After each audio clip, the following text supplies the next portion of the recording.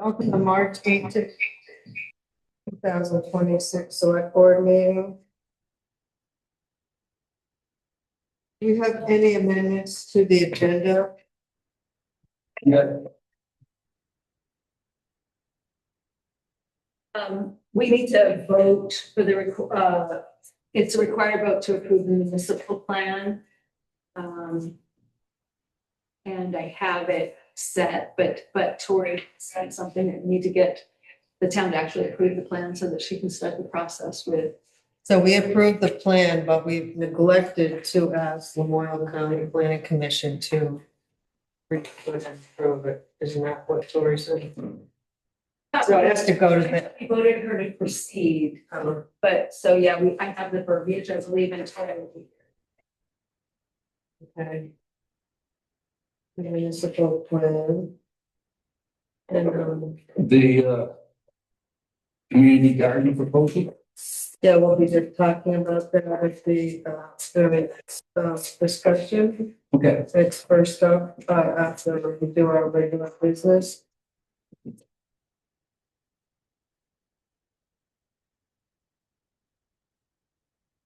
Okay. Hearing no more amendments, we will approve the minutes of March 4th, 2026. Take that motion. Second. You have any discussion on the minutes? Yes.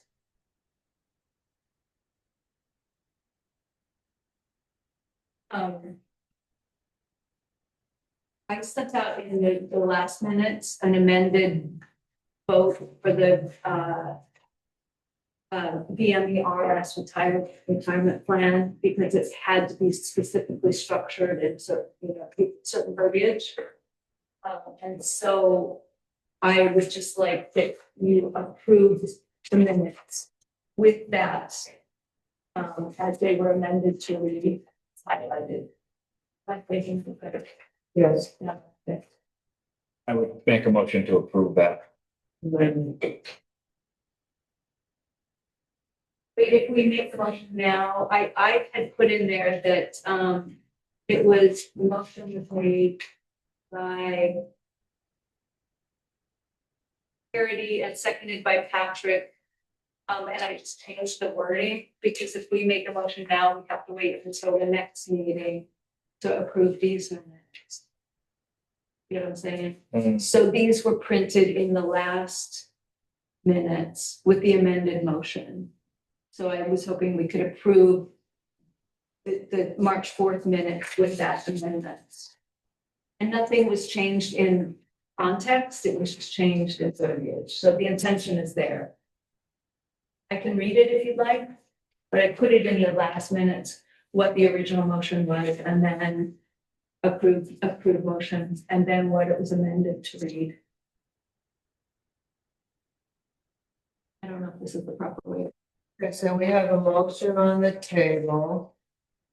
And then we'll need a motion to amend the minutes. Well, I think if we accept the minutes as they're written, that has that typed amendment, Yeah. then we don't need any of that other. You're all right with it? I'm fine with it. I mean, it was my motion that you had to change the wording on, and I'm notorious for that. So I'm Yeah. comfortable with the way that you've got it written. And Dolan, Yeah, I'm fine with it. Okay. Any further discussion?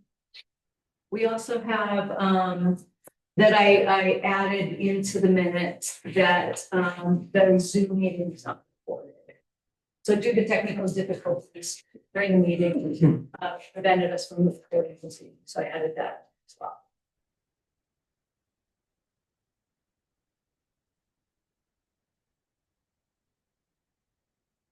Okay. All those in favor? Aye. Aye. Opposed? So carried. Comments from the community?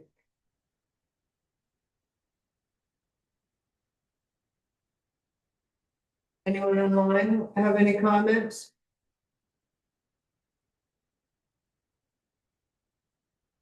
Hearing none, then we will move on to correspondence.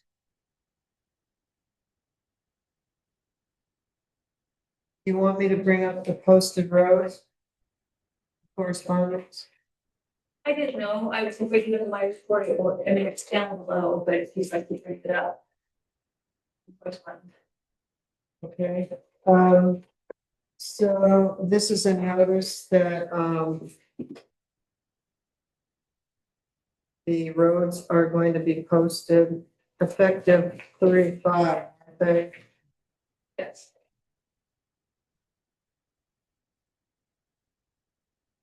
So the first order of business usually is supposed to be when you post the roads, just to let the select board know.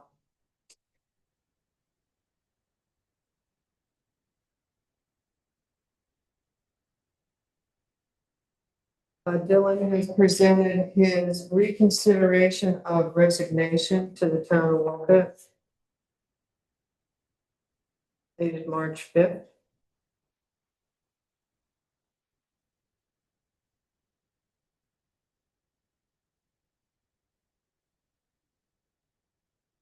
We agreed last meeting to the highway department repayment agreement to the Wolcott Capital Fund.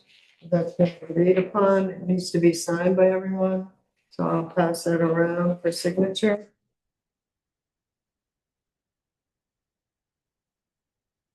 Michelle has filled out the annual financial plan. It's required for towns. It's required if to show that we are spending a certain amount of money on our town highways.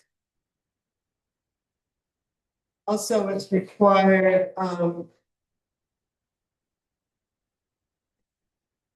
if we have an emergency and we want to apply for emergency funds, this has to be filed annually too. We are going to take one part out, which I'll clean that up because that's a grant, it's not town fund, but I will also pass that around for review and signature.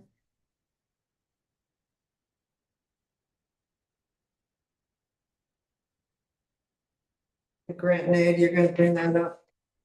All right, I'll wait for that. And the capital reserve fund policy, you're gonna bring that up? Yeah.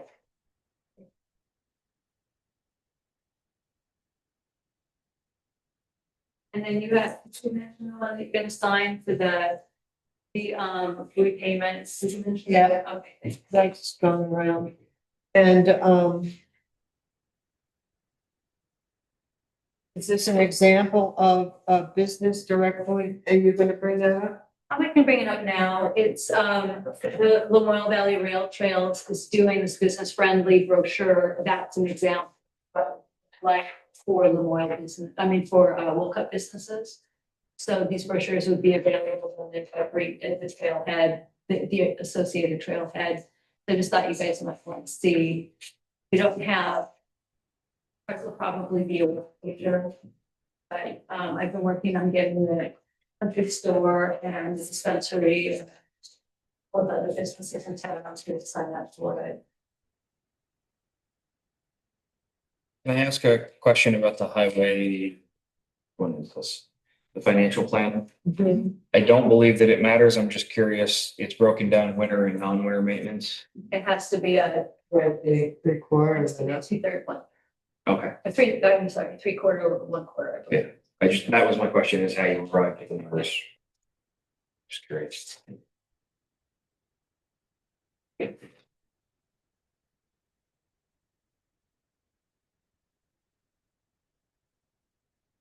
Look at train depot. Yeah, that's something, I can bring it up now, that you can pass that around. That's what the backside of the kiosk is gonna look like on the opposite side of the map. It's gonna be in black and white, but the banners are being. So I pulled that together. The pictures will be about black and white and text, so you all can see it before we start the syncing stage.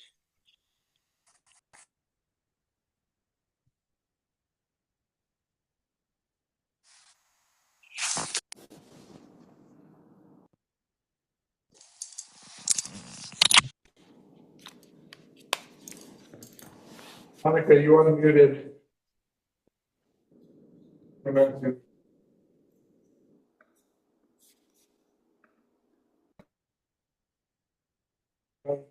Oh, it's the wrong.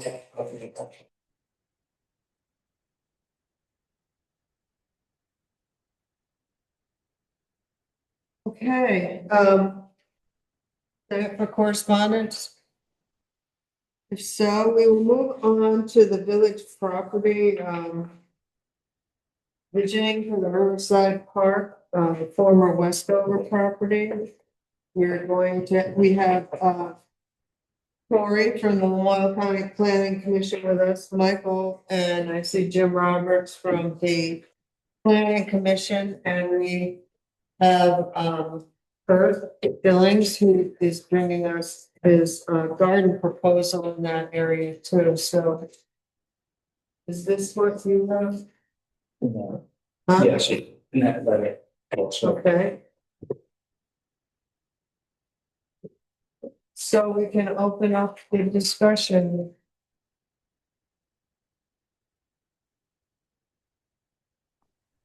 Can I start? Sure, Mike. Yeah, I think it's a great idea. I'm not sure about like how big of a garden we can till up, but I think an acre would be great. How many acres is it? The property? 40, but Oh, yeah, it was, 40 yes. acres, but a lot of it is up on the hill and some of it is in the floodplain. And so, So oh, we do have a map of it, so at some point we could share with you.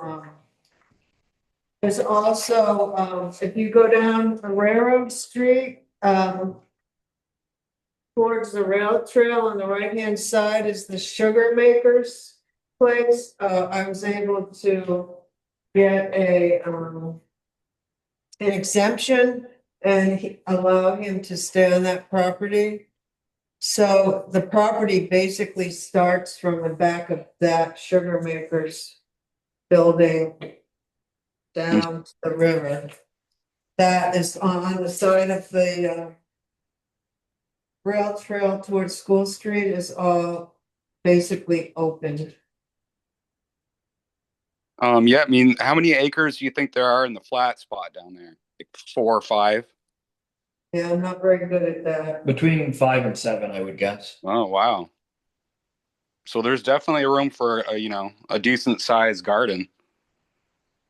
There is, and one of the things we did is there's a wonderful spring up on the hillside. We were also able to get an exemption to retain that spring. And the person who did the demolition put in the lines there into the yard with some kind of thing on it, what do you call it? Frost-free hydrant. Wow. So there's water available there. Oh, that's great. Yeah, That's what we want to be looking at. yes.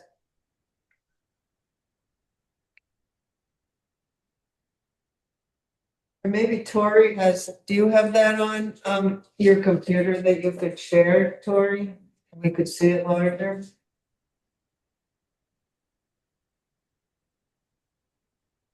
Yeah, I can do that actually. I have access to screen share. It should be, good.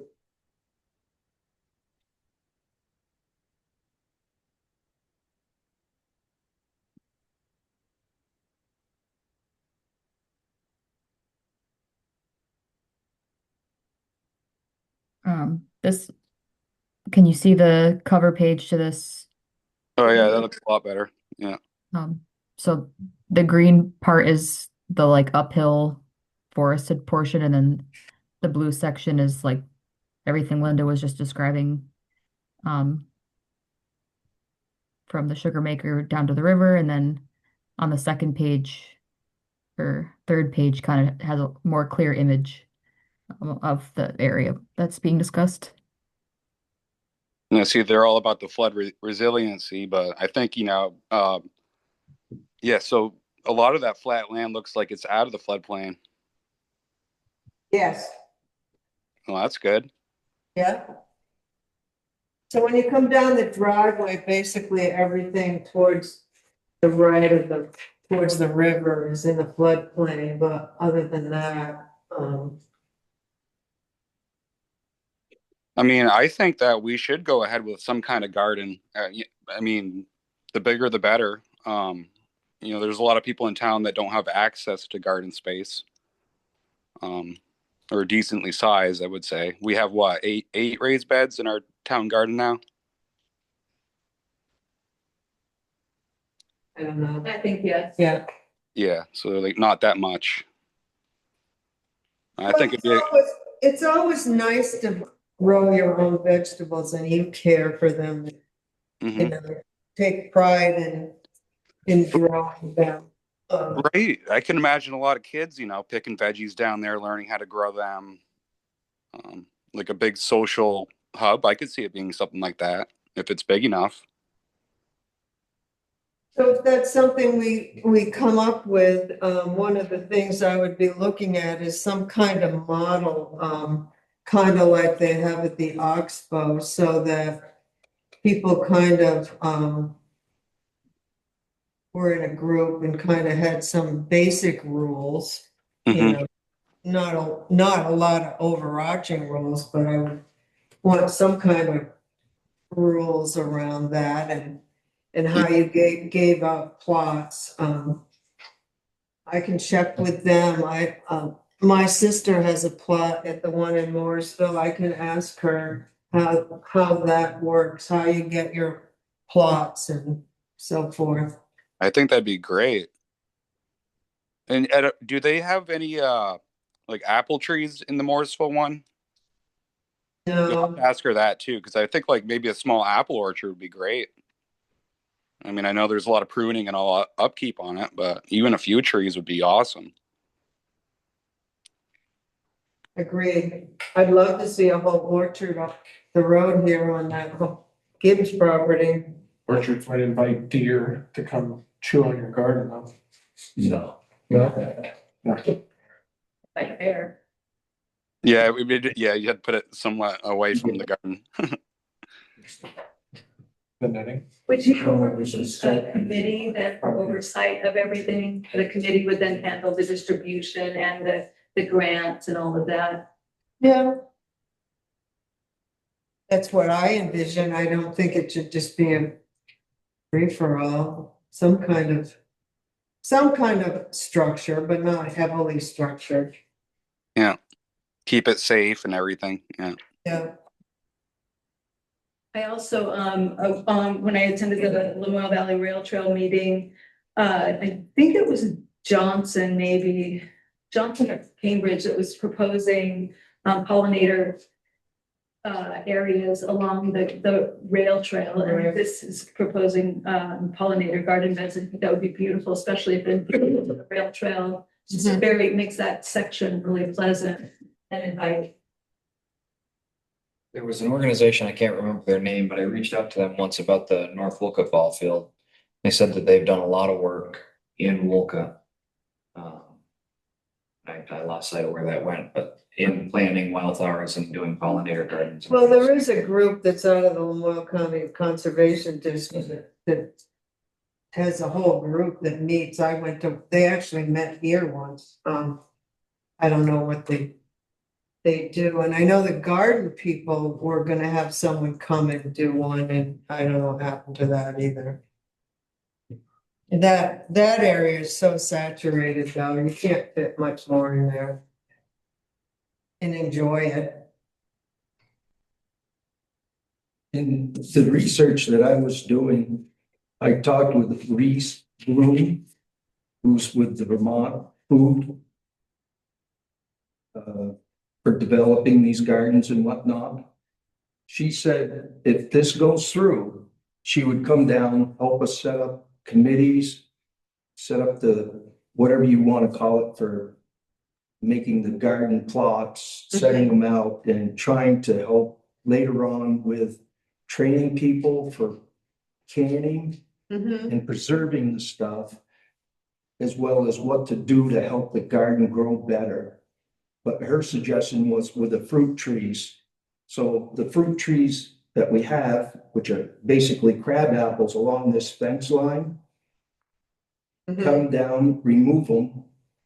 And for about $20 each, we can go to Tractor Supply, get pear and apple trees and put in 4 or 5 along that area. And I think it would be a great thing. People could come and basically throughout the fall, pick whatever they need. What about blueberry bushes? It takes a lot of maintenance because you have to have a solid soil that is acidic. Yeah. And if you don't have the pine trees, it's not going to take it. It would do well in the sunlight, but without the acidic soil, so you'd have to amend it. So every spring and fall, you're going to have to amend that soil. I just put all my coffee grounds on them. Well, we have the right soil, but I mean, we don't do a lot of pruning or anything. No, No, they just get that disease, that witchcream. witch's broom. Yeah. We clip those and that's it. Anyway, Kurt, this is a nice proposal. I Yeah. love the name. I love veg. I think that's great. So what's the name of this woman again that would help out? Reese Bloom, And is she just a she's with private? the Vermont food, garden food type organization. She's located in Glover, Okay. but she works with the Hardwick. That's who I talked with, was with the Hardwick. Mhm.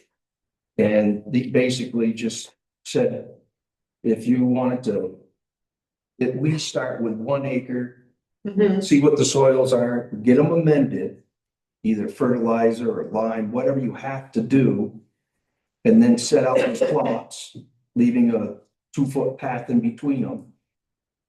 And if there's not enough people for the first year, she was saying possibly set up a section that's like a co-op.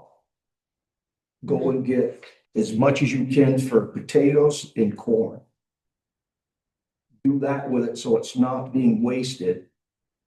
And then, let's say you pay 50 cents a pound for seed potato, but if you get a 10 to 15% pound yield, then somebody's going, oh, hey, 50 cents, I got 10 pounds of potatoes. Right. So it's not just the people here in this community village, it's for the whole town. I've talked to at least 20 to 30 different people, households, and they think it's a great idea. It's just, a lot of them are, I'm not gonna say the person's name, rents out all these properties, but there's no place for them to Right. have a garden. Or if they do along Route 15 on this side, the southern half, they're in the floodplain, they lose their gardens if it floods. So the planning commission, what are your plans so we can incorporate everyone's thoughts in it together?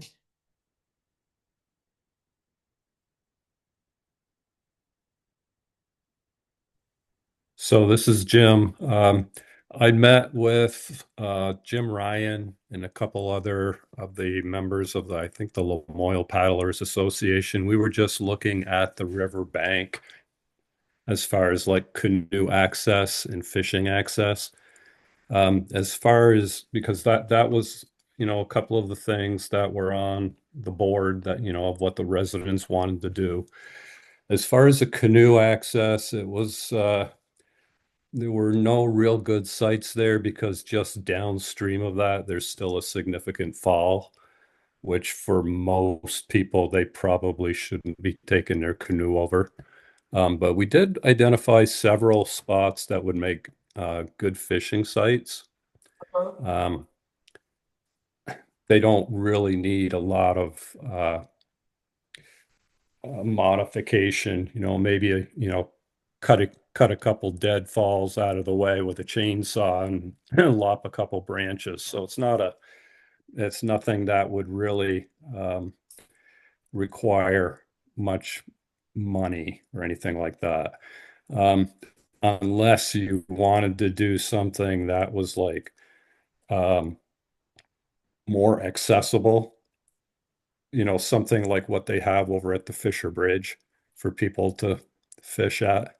But that's a lot more involved. The banks were quite steep along the river there on that site. There are good pools there to fish, What's that? good pools of water to fish in. There are at least three good Uh-huh. sites right there.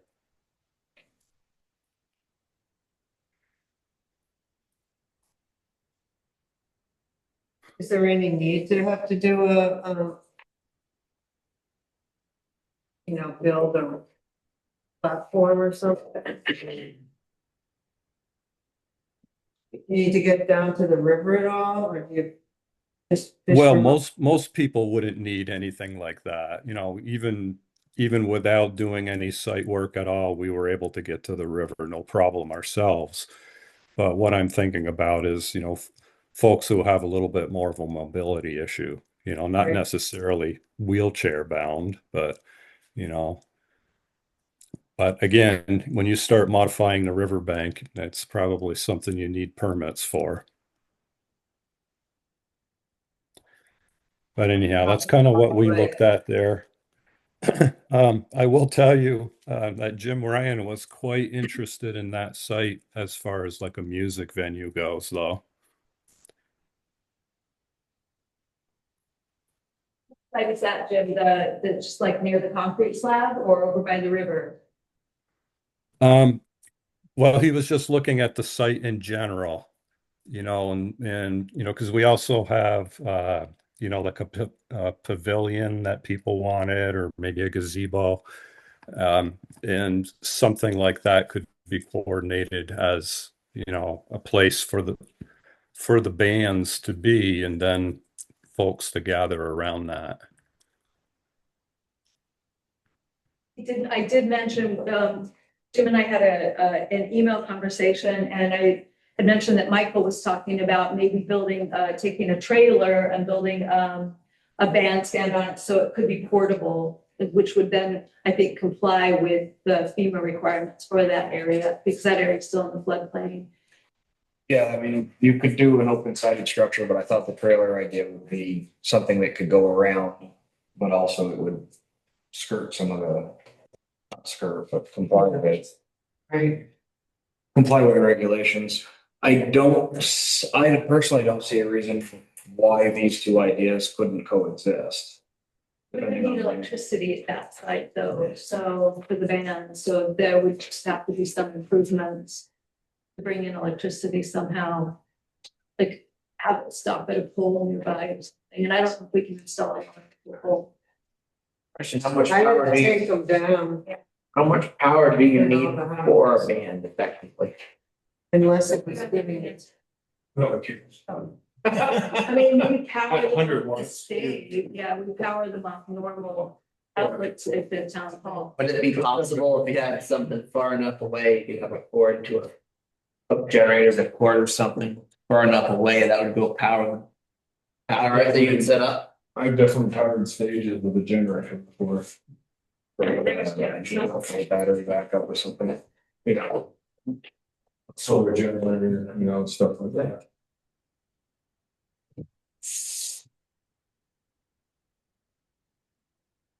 Greg, do you want to put if you wouldn't mind, screen sharing the page that, it's got all the little yellow things of different ideas on this slide. Sure.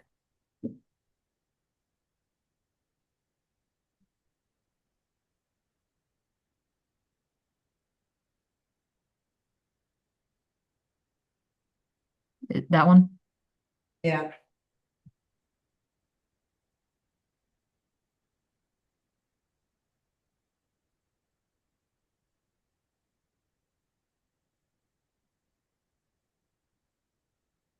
So were these trails just an idea, or were they, something that kind of was defined in the discussions with the planning commission?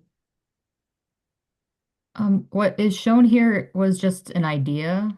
When we had done the site walk last June, I think there was kind of some like informal trails, maybe more around the perimeter, but maybe Michael can speak more to potential paths that might be mowed or brush hogged and maintained.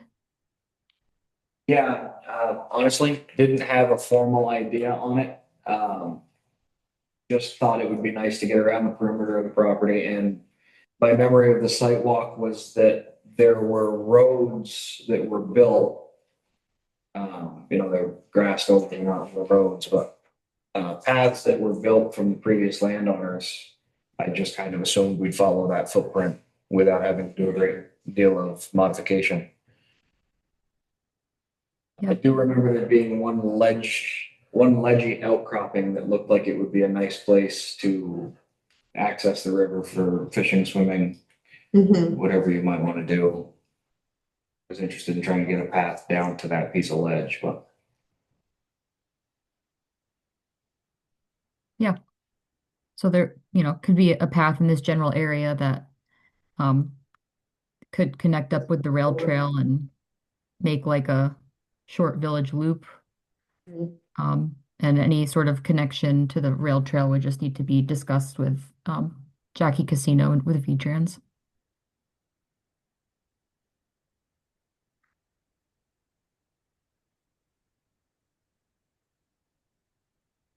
Keeping in mind that hopefully someday there will be a parking area up there between where it says gardens and event space and former schoolhouse. Be nice to have a trail to be able to walk from that parking area to the rail trail or to the other section. you're talking about this design limit Yeah. part of that. There are trail there now, kind of going around from that event space at former school and then going to the rail trail and.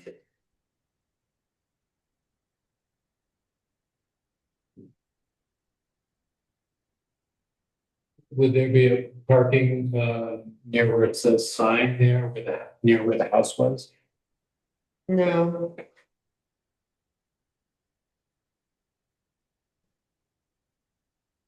It wouldn't be parking there in case we wanted to use that as a band. oh, yeah.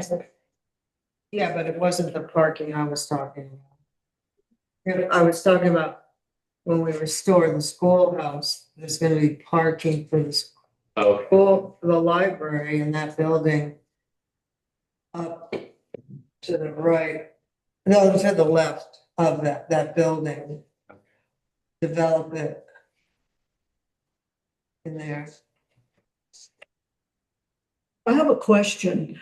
Has anybody discussed, and I know we're late, I'm sorry, I apologize, we had an emergency. But has anybody brought it up about the fact that we're talking about, and I did get a letter from somebody about having a real community garden for people? Yes, that was our first discussion, sorry. Oh, okay. And what was the outcome of this? And now we're discussing what the planning commission I had for ideas. We're all bringing our ideas together. Okay, but I mean, it hasn't been shot down, has it? Because people seem to want this. So, there, it hasn't been shut. Good. Because it should be what people want.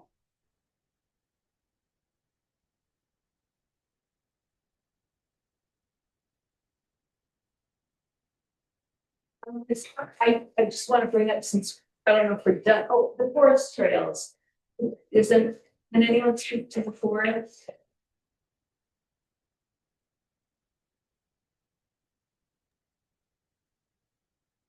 I'm happy to add something about that if no one else is there in the room. Sure. Um, as a part of the site walk and outreach last summer, the Community Forest Committee was also interested in exploring a possible connection to the new town forest through the uphill portion. The access to that would also be via the rail trail, so some coordination would be needed with the rail trail program, but I know that was also of interest and could possibly be in this vicinity. Right, and so are they thinking the way that trail where you go up to the springs? Because I know the people that have those springs aren't excited about people going up there by the springs. Or is it further down? I'm not positive on Yeah. the route, but that would also probably need to be a discussion with the sugar maker. Yeah, my memory of what Gordon was talking about was the path right here at the end of Railroad that goes up. And we did have, I remember having conversations about sap lines and water and turning that into public thoroughfare. But I don't believe we got any further than that. Tori, do you want to talk about your conversations with Jackie, just as far as just getting, just that little bit of coordination that would have to happen with the rail trail? Sure. So specifically, if there was a mode path maintained on this river end of the property that could connect to the rail trail, the town would need to reach out and organize a site visit with Jackie just to visit the proposed area and then update the agreement the town has with V-Trans for the trailhead area to outline the specific location of the connection, and there might need to be a maintenance agreement for um, a small culvert or boardwalk or like some sort of small infrastructure connecting the path to the rail trail. Um, there are some requirements around direct connections to the trail with accessibility. So the direct connection to the trail would need to be ADA compliant, but all of that would need to just be discussed with Jackie in a site visit. Excuse me, there is already a culvert bridge area I was just from gonna the mention, Westover property. this looks like a new culvert. We just saw it on, this weekend. Where it says sign there on the left. Yeah. There's a new culvert right It's, there. it's basically towards the end of that ledge. Yeah, be a good spot for it. It's already there. Yeah, I mean, yeah, It just needs a little upgrade because it sags right now. But it was put in by Westover himself, Roy, the original owner. Okay. So that's already in there. Yeah. So then it would just need to be like put in writing and signed off on by V-Trans.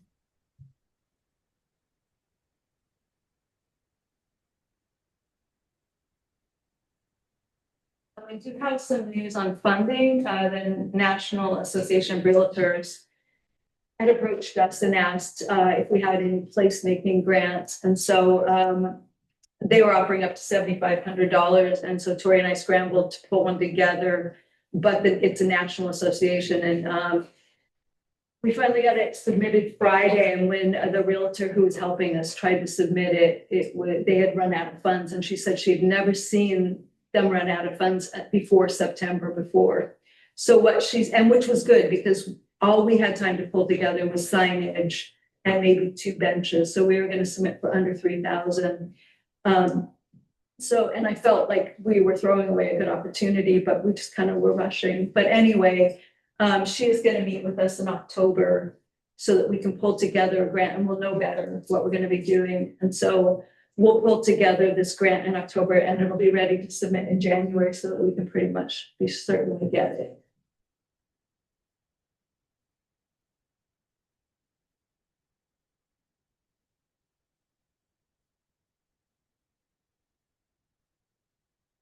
Okay, so any other thoughts on uses for this property? Did you come to talk? I apologies for being late. I don't know if this was discussed already. I'm not sure you brought it up. But we did, I came out with the Lamoille River Paddlers Trail folks and Jim Robert, the weekend to take a look at the property, and we found some good fishing access areas along the Lamoille. One right there, I think that Michael was bringing up the ledge there with blue trail kind of goes out there would also be a good, they call it an up and over, where you take your canoe out and you can just lift it over the ledge and put it just downstream. And also just downstream of there on that sharp bend where it says paddlers, yeah, paddlers launch there, I guess, that spot. And then there's also a couple spots further downstream off of the property we're looking at. And I don't know if it came up as well, but the two buyouts will run the Elmore branch as potential fish access areas as well. And there's potential swimming all over there too. You mean Bernard's property? Well, the properties along the either side of the Elmore branch, there were buyouts You're talking by the bridge. by the bridge. So Gibbs and from there down is pretty good. Gibbs and- From there down is pretty good fishing to the confluence and then along in that section of the Lamoille and Bernard's too, might be a good area. And I think there's potential for garden spots, maybe even over there too. Two different gardens is what you're saying? Yeah, depending on the, Over in there, in it there? depends on There's the one with Bernard's floods, Yeah, and that area over there floods. the Elmore branch. Plus Plus two. If the Lamoille floods, it floods with it. But depends on the soils. We want to look at the soils map and see what your soils look And like. test them, because if they've been flooded, we'd want to, and if they're overtopped, we want to test for lead or anything, whatever. But the Lamoille Pathway Trail, we're interested in helping improve the access for boating and fishing. And they said, the guys that we went out with over the weekend, mostly a little chainsaw lopper work, nothing major. But the area we're wanting to use is about an acre or so behind the library here, yeah, because that's been only used as a cattle pasture For the garden. for the garden. Yeah. Because over there it's flooded. Yeah. So you don't know what oils or chemicals have been in there. And if it does flood, then you lose the garden. Yeah. Here it never floods. Yeah, I think there's a lot of potential on all four parcels, I guess. so having worked with the state, do we need permits for, creating any kind of fishing access or anything, are you? If you're just, we weren't thinking of doing any earthwork. I think once you get a machine out there, and that triggers like a stream operation permit. If you keep it to handwork, it generally doesn't. But we were just thinking it would be a rough access, not anything too improved. You could, the interim step could be having like a youth corps crew, or we have a paddler crew, like college kids come for a few weeks in the summer and could do some improvements by hand and moving some bigger stones, maybe for steps or things like that. But it depends on what you want to do there. But we Well, also, we're leaving that up to the community, what they want to see there. and we can offer like paddling workshops through there for more experienced paddlers and how to get around different sets of falls and things like that.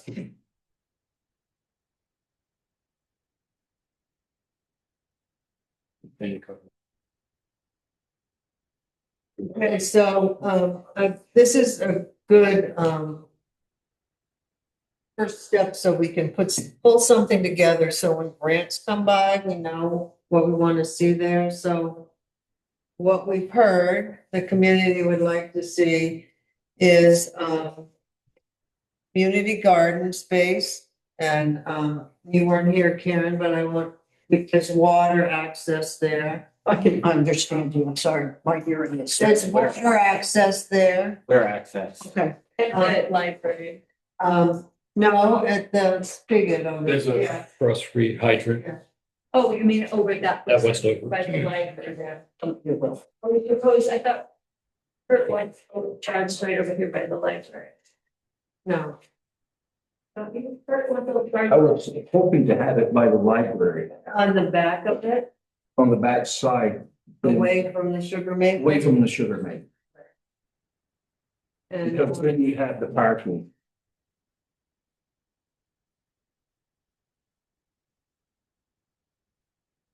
I don't see why any of these, all these ideas can coexist. I think They they all can. work. They can, I thought we should just, kind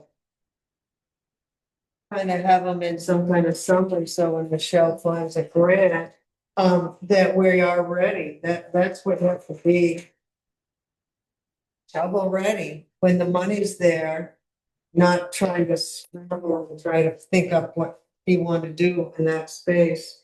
Question about the garden being that's a VEM buyout or a FEMA buyout?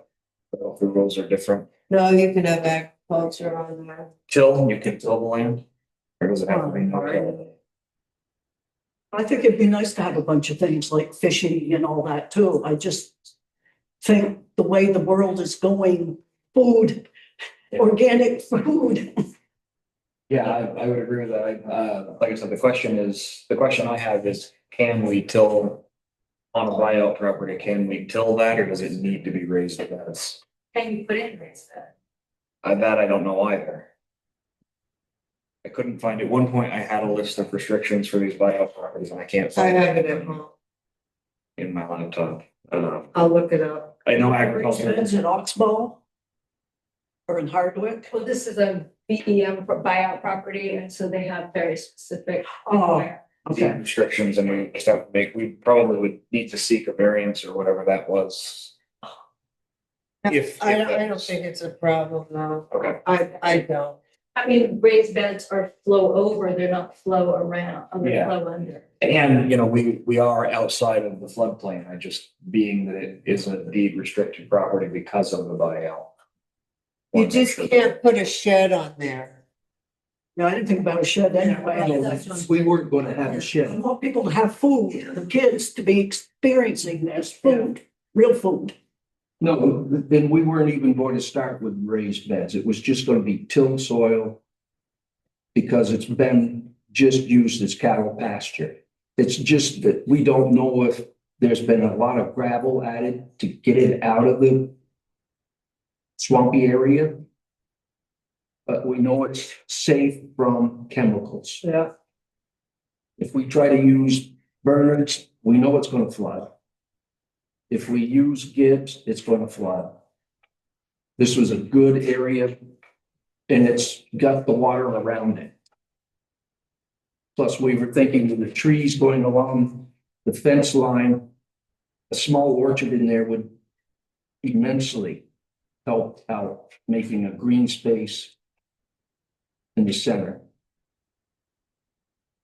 Are there companies that donate to community gardens for orchards? First, we have to have this proposal go through, and then I was gonna work on like Tractor Supply, other places, and this Reeves would help. But she said until it's set in stone, you can't do anything. What's the sense in going and getting grants? So this first year is gone, because even the grants are done. But see, back when they started that community garden, I wasn't involved with it, but Diane Olson, who's now deceased, apparently did a lot for it because she knew people. So she got a lot of the wood donated and plants and that type of thing. And she had huge gardens herself. So she was able to, and she helped with them because she had a garden. That was one of the good things about her, being alive and she had her own business where she built stuff and that type of thing, or significant other. So she knew where she could get stuff. We also talked about developing a garden committee so that you would have oversight and like they would have set the plot distribution. And so just so would be grant management and or grant writing as well as grant oversight of the. Yeah, that's the man right there for grant writing when it comes to. Don't sell yourself short. Well, as far as this year is concerned, Kurt, you were just thinking the cost of tilling, right? No, I've already contacted several people. They'll do the tilling. We can get the amendments as far as compost, I mean, get it free. all free. Probably have free seeds from High Point Seed. I don't know. I haven't gone that You far. get a lot of free seeds from them. I save mine. Yeah. I just saved mine for the year, and once you get it going, And to people your will own. donate too, probably, if they have extra from their garden, they will. What she say? She, Donate, we'll donate. oh, yeah.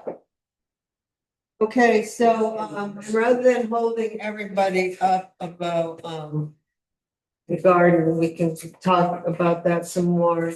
Anything else we want to add, to this? Do you have a good idea now, Michelle, kind of? I'm not crazy about the campsites, personally, only because of the oversight. I do know that we have a no overnight camping ban that the select board initiated, but Tori explained to me that this would be, like someone would run the campsite. That was the idea behind the campsite, so someone would run it, and I don't know if that would then override the no overnight camping. I don't know. That would be something. Could that be something like down the way, start with basic and then address that at another time? Yeah, I think that idea needs Yeah. a lot more structure around it. That area would be also beautiful for pollinated garden. It's right there on the trail. So it would be nice to have a pavilion there. If there was grant funding in some place.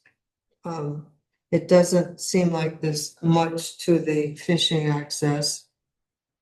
That sounds like it's gonna happen with or without us. Yeah. Signage, some benches. We also have the Lamar River, a map of the Lamar River broken into sections and where the put-ins and takeouts are, where the rapids are. We maybe could be part of one of these kiosks. People that want to get in the river. Because there are some dangerous falls. We'll not be aware of. Great.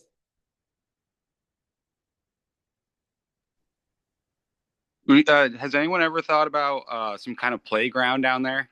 Yes, that has been mentioned. I'm sorry, I shouldn't probably be. It's me, Karen.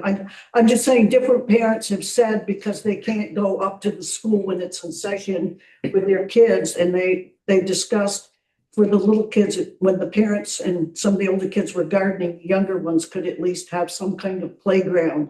And Yeah. even in the fall when they weren't gardening or the winter, they could go over there. Yeah, I think that would be a great idea. And as to the river and like river access, the Westovers, Donna was my childhood babysitter. That's right. And she never let anyone go near that river. Yeah. Yeah. Kids in that river, it's a dangerous spot. I remember it as it's a very dangerous spot for kids, that river. In that location.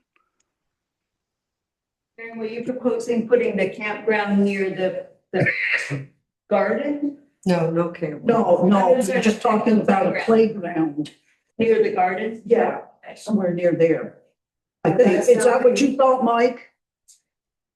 That's something we will have to check with FEMA too. Yeah, But I mean, probably it could be cemented in, but it would have to be anchored. Yeah, you can do anchoring, I think. Yeah, it would have to be like fencing, because we once talked about maybe a dog park at some point. And the fencing had to be flood resilient Yeah. and flow through and whatever, so they may make I mean, some designs, but I don't know. A swing set, it will flow through, but you have to make sure it doesn't flow down the river. We'd have to check with VLCT to see what that would do to our insurance values.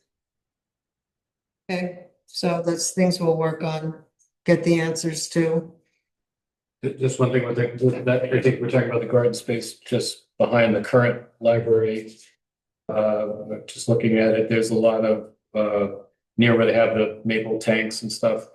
It's pretty wet right there on the left side, but the right side looks drier. Might have to be like longer and skinnier. Yeah, that's why he built that long trench. Yeah. That trench goes, well, actually, part of that land is the town's. The there's a map and there's a little wedge. It's the towns, but he had built a trench through there to kind of dry it out. And if ever gets a chance, just kind of read through the 4 strategies, because it was also how to connect the village and make it a walkable area eventually. It's very nice. Thank you, Tori, for pulling this together. I think once the bridge is built, then we need to work on, you know, the connectivity. See how it works once it's built, to get people to be able to flow from the village safely through down here.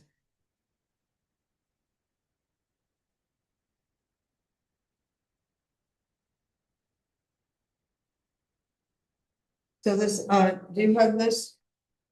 Yeah. On this one, it says new space. Looks like a good place for the garden. Yeah, that's it, we're hoping. Yeah.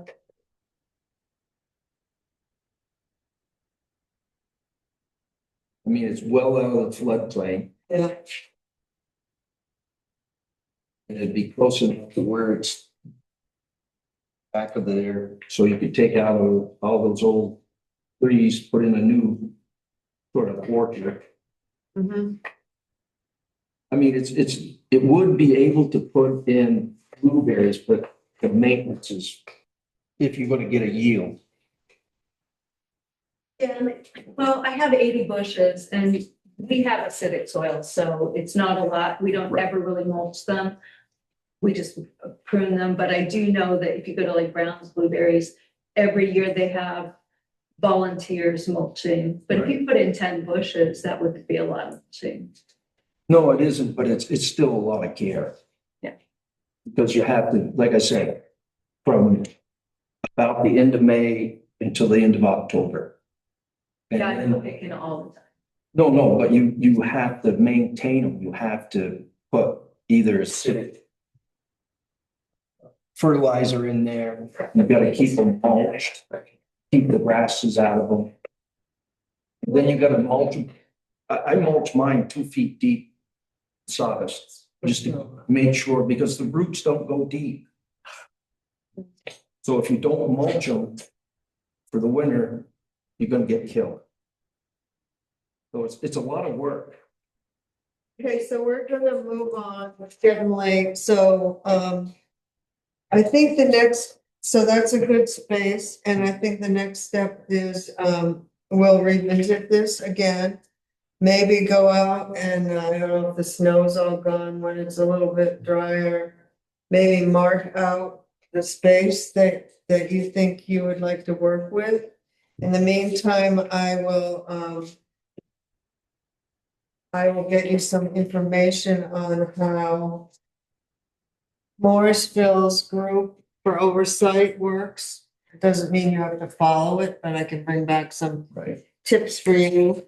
To work with this Reese woman, do we need to make a motion that we will allow a garden there We've done, vaguely? we've done letters of support for things. Would that be?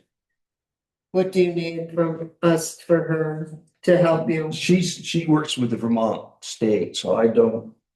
First, she said you have to have it, the area set. You can't just, All right. So we'll work on that and then you can reach out to her for more. Would it also not be a bad idea to get some people interested that would be on a committee together? So once you do have it set up, you have the people for we your already committee. do have people. Okay, great. Yeah, I'm not on the committee. I'm just the mouth. I'm just the assistant to everybody. So, Kurt, why don't you get back to us when you figured out what space you want and then we'll I'll put it on the I'll get agenda. some states, surveying states. All right. I'm just the weeder, the one that watches children. Okay, so, we have anything more? We'll close this discussion. I just think, just looking at the map, I think this will be a fantastic opportunity between the existing parcel here on the rail trail and the Westover property and the other buyouts. And have a hell of a block party, closing off from, from the bridge. Well, the bridge is closed now, I guess. To even just to here or to Flatiron or to the town garage or something. And, it's a lot of music and food trucks and kids. My activities. daughter just emailed me about a grant, $500. Yeah, this is the front porch forum, yeah. It said for like a block party. Yeah. Yeah, I had them when I was a kid all the time.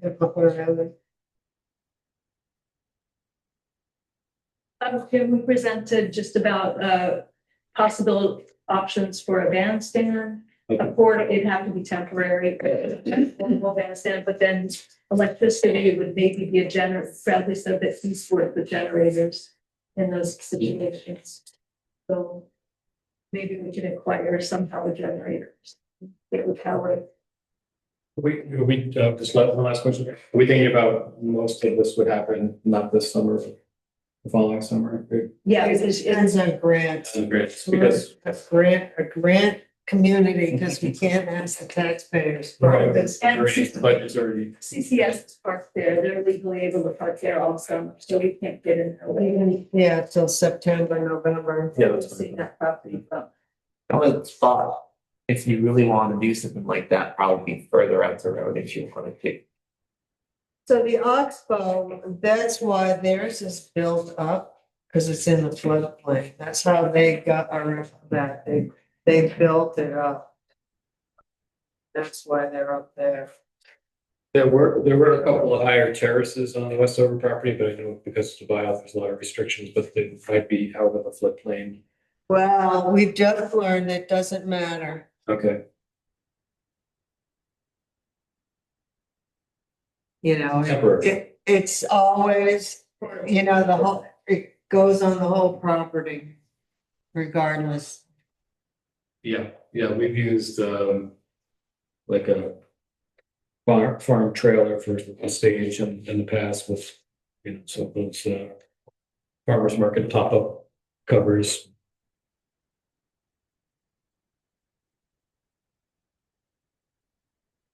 Great. If not, I guess we are going to move on. No one else has anything else to add. Yeah, just think story and planning commission pulling it together. Kurt, do you think it's you project any expenses right now? Not for the first year. Okay. And I don't think there'll be any for even in the future. Because if it's set up like a co-op, people are gonna buy the seed to have it put in. So there's no cost to the town. I think they are distributed by mowing. I mean, I see them around everywhere. Some of it's not viable for people. I mean, a lot of people don't really want to grow okra. It's some of the seeds that they give out is great. Well, we've been here forever that we got from them. They're all a variety. They're usually old. But if you know now, like I say, I save my peas and I use them the next year. We haven't purchased garlic years. Right. And that would be a good class to teach people how to save their seeds and which ones like it cold and which ones can't be frozen. It's a lot to learn. Like the carrots can be left in the ground over the winter and, Okay. You ready for your report? Thank you, everyone. Well, mine's very long. It's been a busy 2 weeks. We have the new monthly lease price for the 2026 Western Star truck is $1,723.95 per month. It begins in April and ends March 25th, 2032. It is the 6-year lease. It's through Canis Bank. I'm still working on getting the extended warranty. Well, it's the warranty that should begin for that truck. In February, I think, February 26th. He's gonna send me the pricing for the extended warranty. It's something that I just wanted us to look at. I don't have that pricing for you, so I'll present that next time he sends it. Tom Martin, Sam Hill, and I met with CAI and Nemrick, which are the lister software companies. We wanted to, currently we're with CAI, but we wanted to compare the parcel mapping services and online map viewer services with both companies, and both offer comparable functionality. CAI apparently doesn't, this is a new area for me, and it's not being explained to me correctly what is the problem. But apparently our span numbers are not being maintained by CAI. It's not clear to me why, because the listers were not actually hitting the correct buttons to actually upload their information to CAI. So you have to enter your information and then upload it. And that wasn't happening. So when we had training with CAI, that was explained to them. And so they were able to do that. So some of these problems, I don't even know if they're actual problems. But anyway, it's going to cost, here are the comparable prices. So CAI charges us $5,300 a year, and that covers the parcel mapping updates and to maintain the online map viewer. It's split up into $3,000 for one service and $2,300 for the second service. We are $2,300 in arrears with CAI. We paid $4,700. We're well over budget this year because we have been in arrears for the last couple of years. So it was budgeted in the 27 budget to catch up with that. So we budgeted an extra $2,300 in the next budget to cover that arrears. I just want you to keep that in mind. So typically that is a $5,300 a year service. Never charges per service. So it's sort of an a la carte menu. And so we based their estimate that they gave us on 10 surveys annually. That's about what the listers submit. The first year, to convert all of the data, that's a one-time fee, but to convert all of the data, set up the maps, and to do the maintenance for the year, it would cost $5,900. And then the years subsequent to that would be on average of $3,000.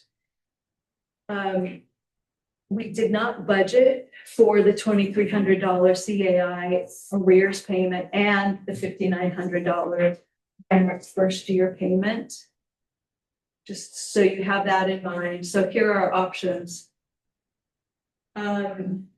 We can contract one more year with CAI from April 1st through March 31st of next year.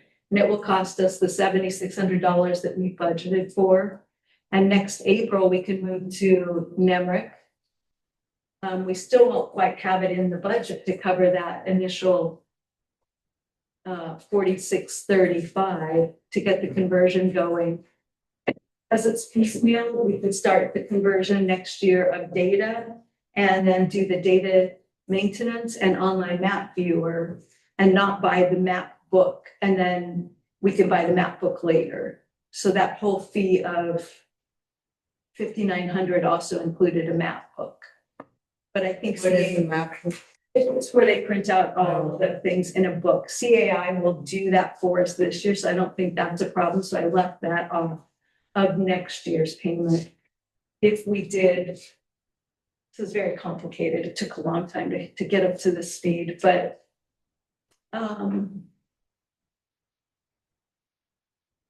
so if we moved in April of this year, we would have to pay $4,600 and $4,635 to get Nemrick up to speed.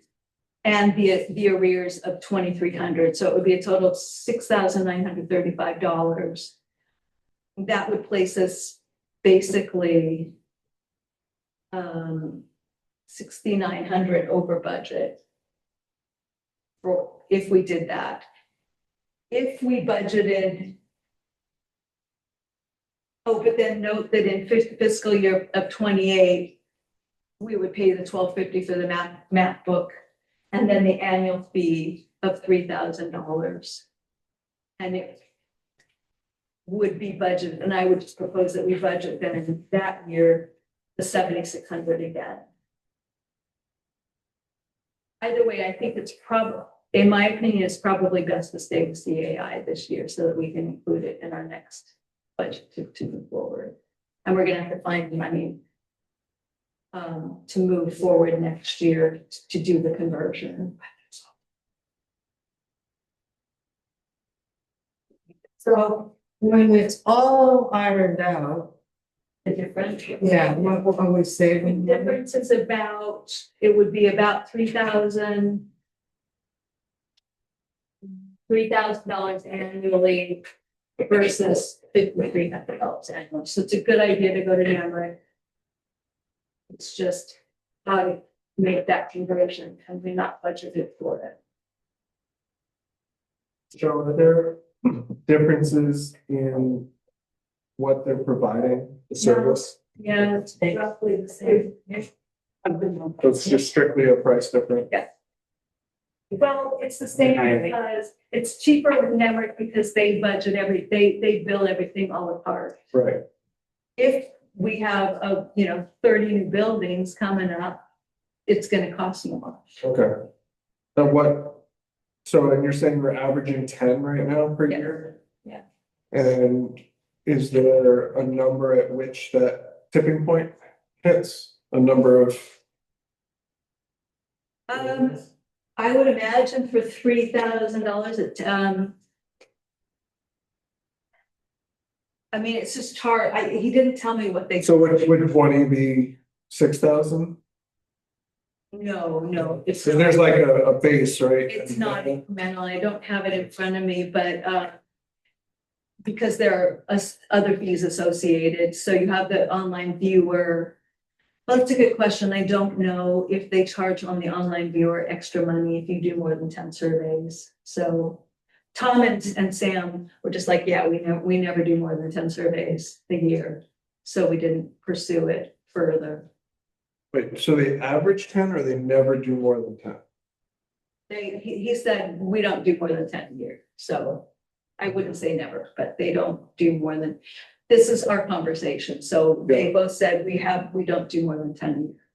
I'm just trying to wrap my head around it. I know that Elmore uses Nemrick.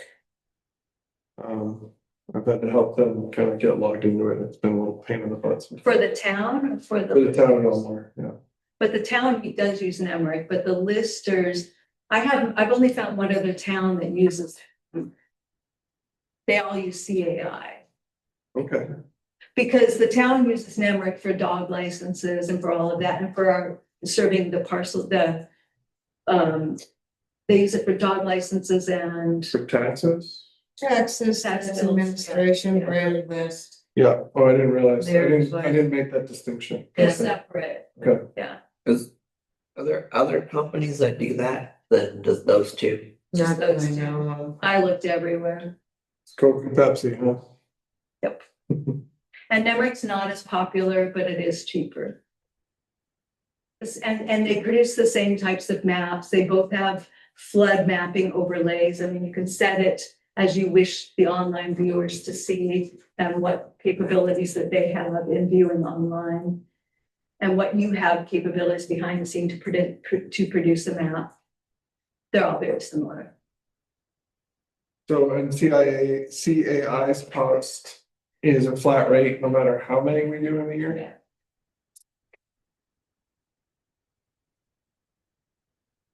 There's something with the span number that Tom is not even, he's confused about it as well. I don't know what the problem is. He said that CAI is not putting the span numbers on the map, but then he said they're there. So Really don't know. Would it be worth looking at whatever the difference in cost is per year, if you do more just in case? I mean, it would just be a nice number to know, but Well, we have to renew this contract April 1st with CAI. yeah, well, I mean, it sounds like And it should happen for the year. And we, asked Michelle to look into the contract with them. Yeah. Which you did. I could see. I could see she's staying with CAI this year and then swapping it next year, but also double checking to see. What is the difference if it is more? Right. Well, and the numbers will go up, so I would pursue the numbers again. with both companies. Okay. All right, thank you for answering. I mean, Tom was in agreement. He said, yeah, that sounds like it's just so much money to move over. It is a one-time fee, but we just don't have a budget, so.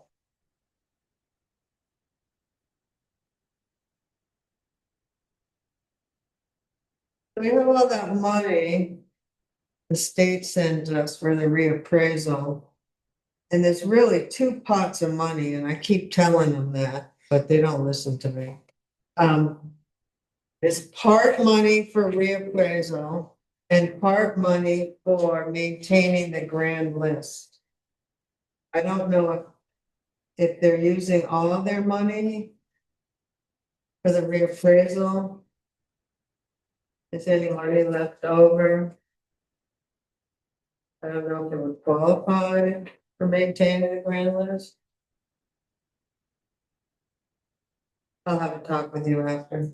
Yeah, I'm just typing. Just thinking, finding money. I think they use it solely for the reappraisal because they were worried that because we have to pay so much. I think Belinda's been guarding it for the reappraisal.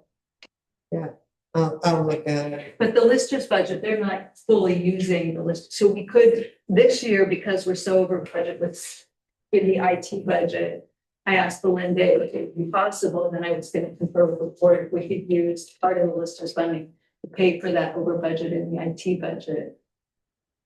But they still have money in their budget. So make that a big star come June. Yep. I got a bunch of, All right. a bunch of stars.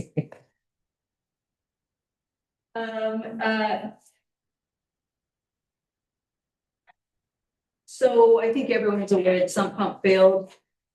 In that last storm, not the windstorm, but the prior last week. We had 6 inches of standing water in the furnace room. The road crew pumped out the water and they tried to pump the standing water from away from the building. So we've got pools of water, one at this end of the building and one coming in. It's like it comes from underneath the steps at the schoolhouse, flooding out there, and then it pools at the corner and pools at the corner here. And we know that we have structural, like grading issues we have to address at some point. But the pump that was in here was put in 2 years ago in an emergency, and it was all that was available. So it had to go in, and it just wasn't the right pump. The floater valve didn't work as well as it should. So we had it replaced for about $300 or $400. They assured me it was all going to be under $1,000, but they had to replace the pump here. We do have the other sump pump available if someone needs it in an emergency. And then we had to dry out the heater, the furnace, and put in 2 not filters, but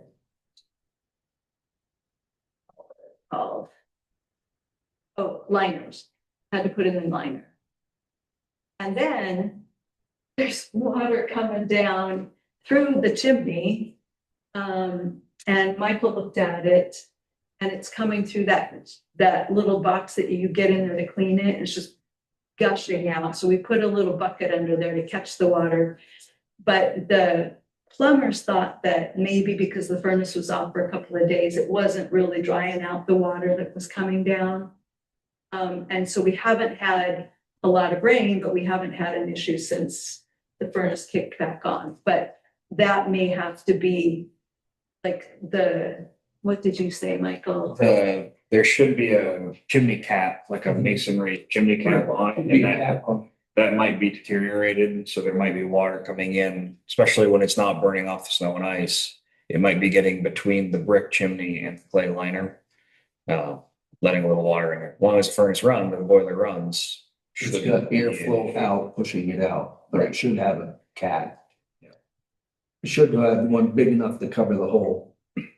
Well, and even if you leave the flue itself open, just repointing that masonry cap should be enough to keep anything out. Again, as long as the boiler's not down in cold weather.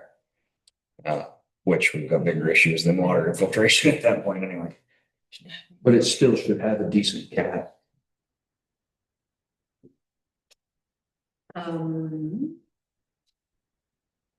They may have plug gutter or perimeter drains.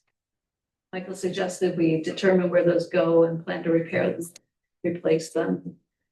Again, this is, I mean, I don't know at what point in all of the reconstruction that we want to do that, but you've got to start grading away and maybe building some trenches. A couple of people suggested we trench it when we have that standing water a little bit farther away. What's happened is that the road over the years has built up higher than the garden area, the grass area, just puddles at those corners.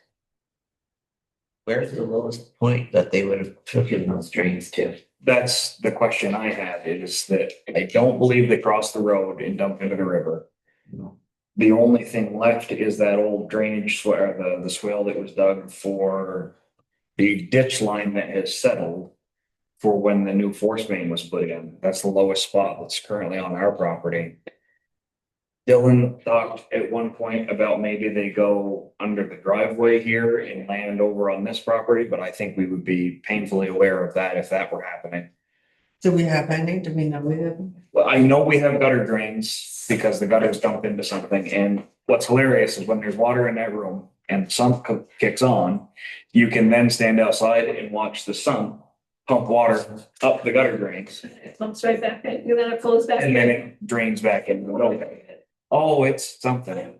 Oh, if they go anywhere, they. That's what I was asking. Did they go anywhere? My theory, and I have no confirmation of this, but my theory is that they just perforated pipe that goes down and it's meant to leach into the ground. So, towards what we need is an actual drain that goes A drain across the here, road almost to a ditch. a drain here is going to be incredibly complicated because unless, like you said, we bore under the road. One of the ideas I had, short-term Band-Aid, right? Because we're talking about a huge infrastructure thing within, I'm hoping, the next 5 years. Is that a reasonable guess? Sooner than that, I hope. A temporary fix would be take some of the ditching material that the guys get in their summer operations and get a little positive drainage around this building. Try to get the water so that it doesn't pond and it runs away. And I think that if we can build this corner up enough, we may not need to have an actual ditch that gets the water away. Another consideration is where we store the snow when they plow this lot. Yes. Insulates the ground. The ground doesn't freeze, and in the spring when things thaw, the water finds the soft ground and it happens to be right in front of the boiler room. Which is great because that's where the sump is. But that's another They're consideration. gonna be able to do that when we change the plan. No, they're not. And then I think that that's the best that we can hope for until we start seriously talking about what a site redesign looks like. We could do that. They get sucked in and go into the same fund. Don't worry, the bubble can come, send them back. Constant Nemo. You know, there are things like dry wells and spring tiles and things, but you know, the spring tile is only gonna be as effective Yeah. if the water table is low and given where we are. We almost need a temporary hose. Going from there, dumping all the way back along the garden out by there and just dump it out there. We need to buy it It's all. all wet out there, though, it all comes off the hill. Let's buy a 5,000 gallon milk tank and we'll park it out next to Kurt's new garden and we'll pump all the rainwater from here out to there. Yeah. So let's filtrate. That No day, oil. I just want the water out of here. You can do whatever you want in there. No, the other problem is from your generator back all that way is ledge Mhm. Mhm. and it's not gonna drain. This is the focal point. The only way to stop this is they'd have to back drag all the snow out and push it somewhere else. Because the more they keep backing it there, it's like you said, it's not just the drainage and keeping things thawed, it's the melt too. Well, and thankfully, the last 2 years anyway, they've hauled all the snow out when it starts to warm up. So we haven't gotten as much from the melt, because the year that we put the 2 years ago when we put the pump in after the other pump died, the water was substantially higher. But then we moved snow after that. Don't you think if you put though, if you just kind of grade it away, like pack it up and grade it away, that would solve a huge problem on this end? It'll cure a lot of it here. There's a I don't know little. where it's coming from over here. Well, it looked like it was pouring out of, I'm assuming, I have never been in it, but that old building must have stone foundation. All ledge and it pours this It's way. cement, Is it? It was cement crawls, steps. It's really bizarre. well, it's all ledge up there. Okay. It's all ledge and whatever thaws up there and melts is coming this way. And and it's taking literally right in the old connector path. I'm wondering if, we could do a little handwork and try and divert that and head it towards the front. And let it pond out here in the front where nobody cares. Not nobody, I mean, I don't want a temporary pond anyway. No place to really, unless you could, and you can't because there's ledge. But again, I'm talking about a 3-inch swale. Go in there with a shovel and dig a 3-inch swale and grass it over. Might be able to, but Fill this side up enough so that What the would- water has would to go. be the Is best. that why you hire like civil engineers or something? Civil engineers are a thing that you are, yes, yep, that's what they And we do. won't have to I don't all think second guess. I think this was an unusual occurrence with the rain and the melt. But I don't know that this always happens. I'm not sure. It didn't happen last spring. Yeah, Well, you had 3 to 4 days where it rained at least a half to an inch every day. And during the snow melt, so it was just a lot. I don't know if this is always a common issue, but I mean, it is an issue, so. I'm surprised it didn't happen in 24. I would like to see us put a small Band-Aid on it until we do the whole site redesign.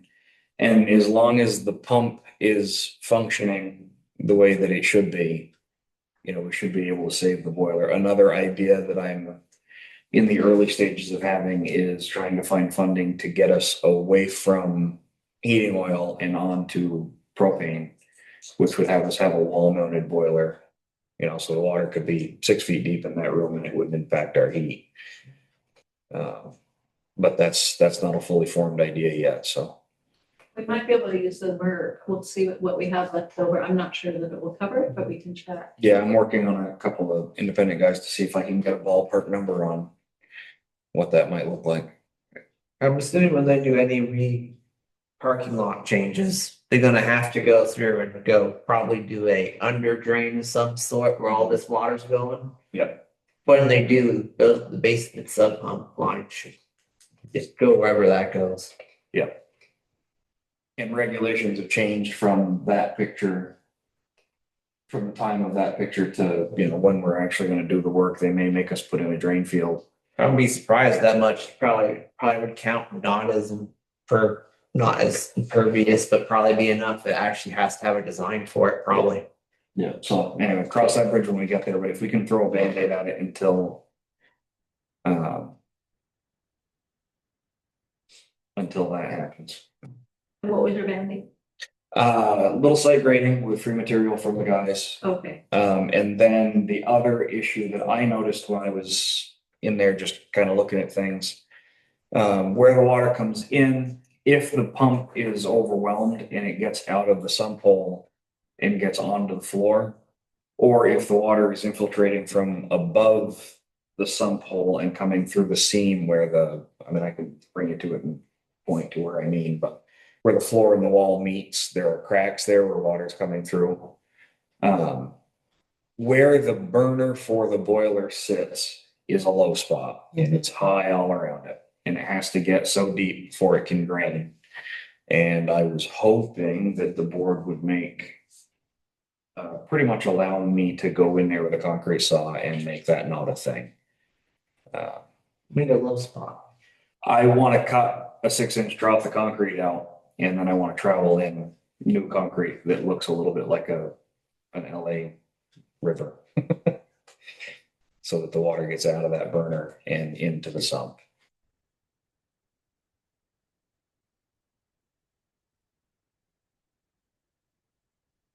Is that won't happen until later, so we can revisit it?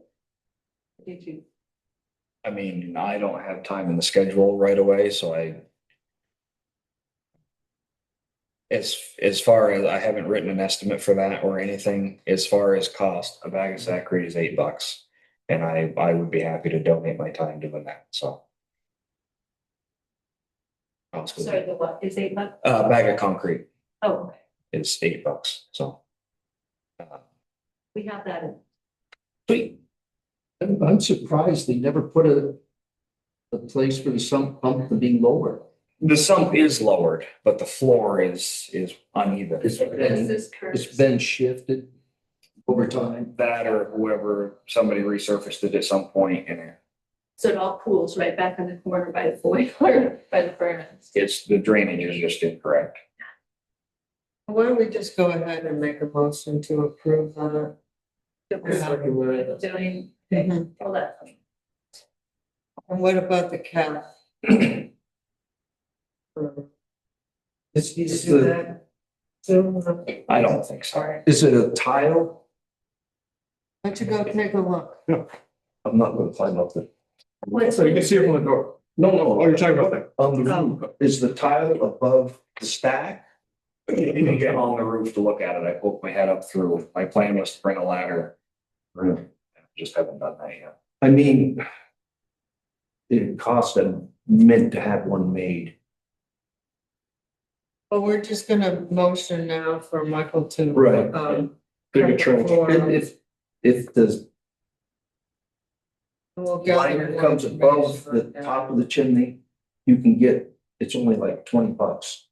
Yeah, at Tractor Supply, a cat, they'll fit right over it.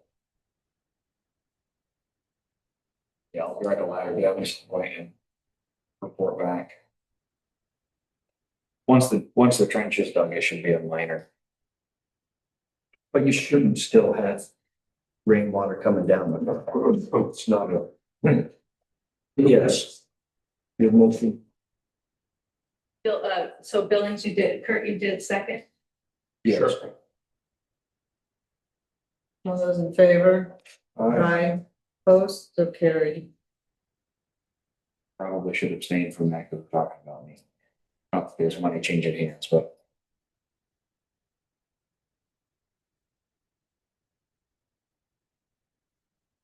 All right. And then another issue. The snowbank. When they were plowing over by the library, they were pushing the snow back and then the snow became ice. And then it knocked the water sensor, it's the wastewater sensor off of the post and it pretty much destroyed the sensor. And so we got Minosh out here finally.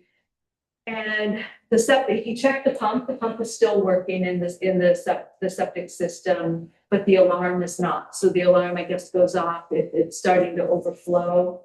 So what he did say, he's like, if you're gonna be moving this in time with the wastewater, he's like, he didn't feel that it would be a problem just to keep it as is and not put the work into the repair of the sensor. He was gonna get me the price to replace it. He hasn't gotten back to me yet.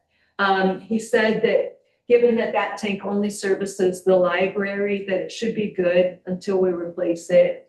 And then we let Sally know that there are warning signs if that tank is filling, and it sounds like gurgling in the faucet or the toilet. So she's aware of the warning signs.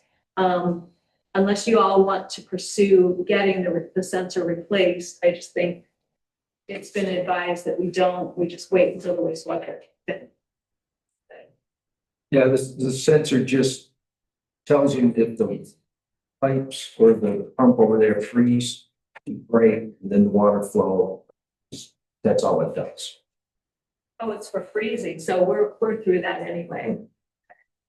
It was just the burner was afraid, since it's open underneath, pipes would freeze and break, then it'd just keep pumping.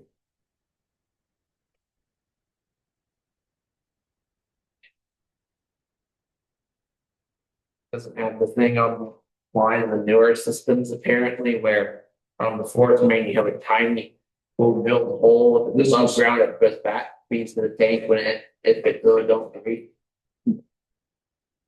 This is just a quick fix. No, it's like if you do a small one, so when your field's over here, you know, it just lets the water not sit there, so you don't have to worry about it. Well, the time it did break years ago, it basically made a great big skating rink under the library. I wanted to let you know that this is exciting, also from the Well Valley Rail Trail meeting. They said that they're building the access up to the Fisher Bridge this summer, so it should be completed fairly soon. You know that from the parking lot, it's real difficult. You have to go out on the road to get up to it. So they're building a V-shaped access. And that should be, it's going to be started this spring and or the summer, and it should be completed fairly soon. And then we talked about the history of the depot signage, which is being finalized, and Wolcott's kiosk trail map that's going to be on the other side of the kiosk is under fabrication.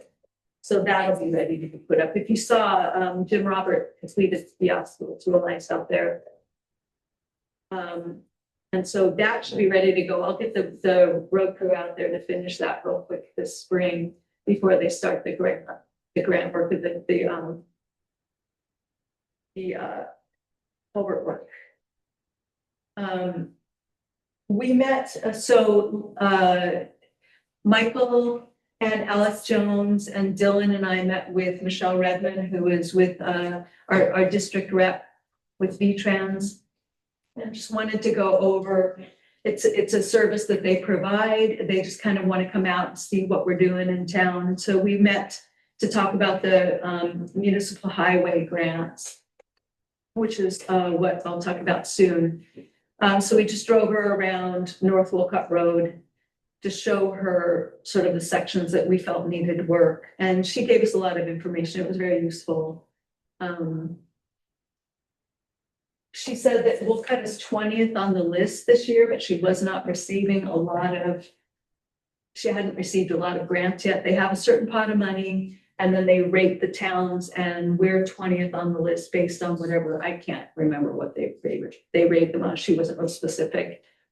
Well, you go to the bottom of the pile.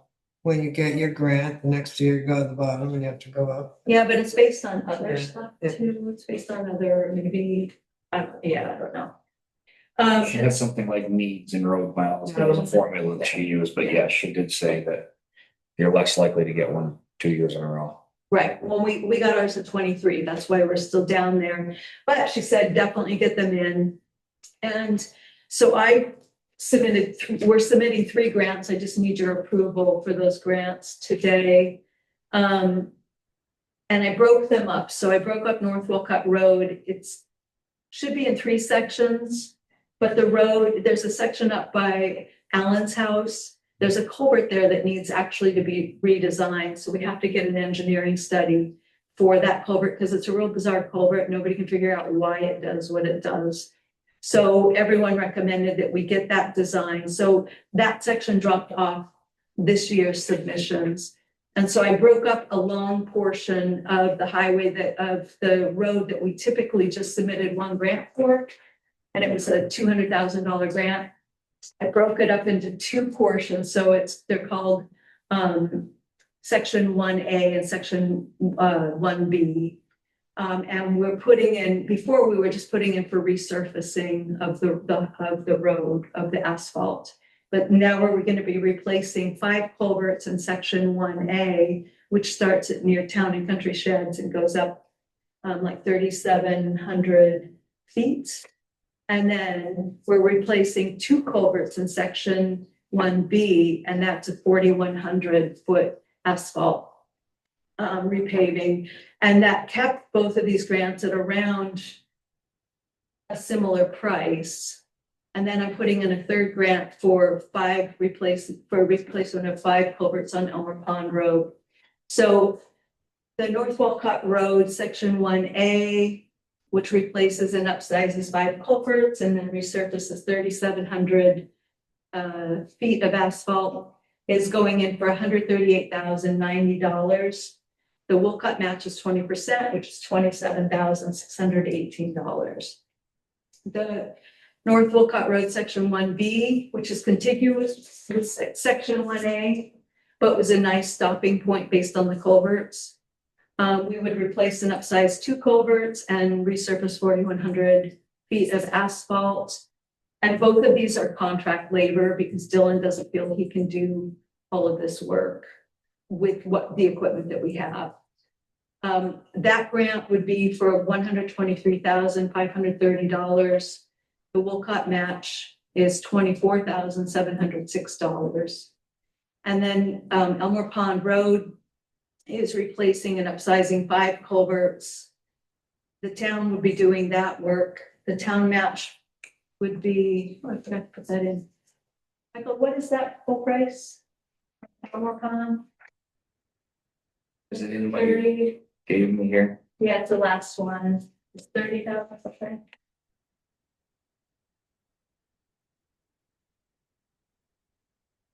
Anyway, the town match would be $59.87, so $5,987, which would be covered by in-kind labor and equipment. Last culvert, you're looking for the last culvert total? The Elmer Pond one, Yeah, BT it's on the front 24. page. The total. Oh, 29,987. Right. So again, Elmer Pond, if we got that grant, we don't have to worry about where we're gonna find the funds. I thought that the funds for a matches of 27,000 and 24,000 could come from class 2 and class 3 and our culvert funds. Basically. If we get one of these grants. They the regular highway grants. These are the municipal highway grants, yeah. And we try to use these grants for the federal highways because there are no other funds to cover federal highway projects. So I just have one question. Can you? So do the culverts, so you have 2 grants, you have paving grants and structure grants. It's in 1 grant each. She said that if the culverts are 24 inches or smaller, they're covered under this grant. If they're larger than 24 inches, like 36 culverts, you have to go for a structure grant. I was just getting clarity. Yeah. Because I knew there were 2 separate ones. I didn't know you could combine them in one. But they're smaller, okay. That's what she told me. I could see a bunch in North Wolcott needing a lot bigger culvert out of that whole road section. There's a lot of water on the other side trying to go across. Well, we've been applying for just resurfacing for long enough that we know we're not going to get other grants to get those culverts done, so let's just get them done. So if I have the board's permission, I'll submit those. They're due April 1st. So do you want a motion? Yes, I think so. We should apply for a grant, just like anything else. I'd make a motion that you submit the 3 grants as presented. grant applications. submitted. I'll second. Further discussion? All those in favor? Aye. Opposed? So carried.